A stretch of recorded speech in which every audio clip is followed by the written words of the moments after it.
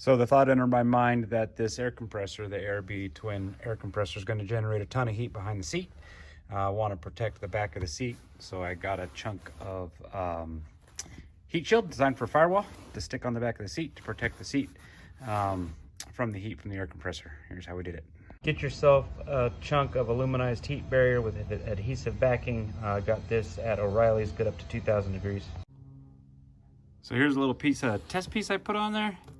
Just sticky back. It does stick, but it comes off. Piece of Velcro, male side.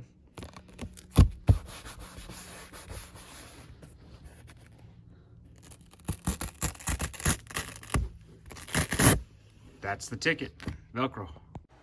So there's the plan. The material's got a sticky back, so I'm going to peel off the sticky backing on it, and then the Velcro has a sticky back, so I'm going to peel that off, stick the two together, and then there you go. That should do it. Once you've got your Velcro stuck to the heat shield, take the protective sticky back cover, throw it back on top of the Velcro, and then cut with an X-Acto blade so that the sticky part of the backing on the heat shield doesn't stick to the back of the seat. You have it, the original adhesive backing that protects the adhesive from sticking is cut around the Velcro so that it doesn't stick to the back of the seat. Should be good to go.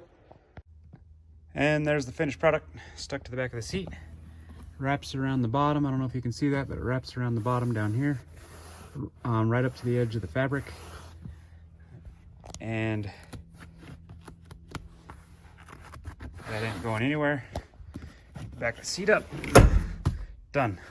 Pull back down. Done. You can see where the air compressor touches the back of the seat right there. It's kind of an imprint.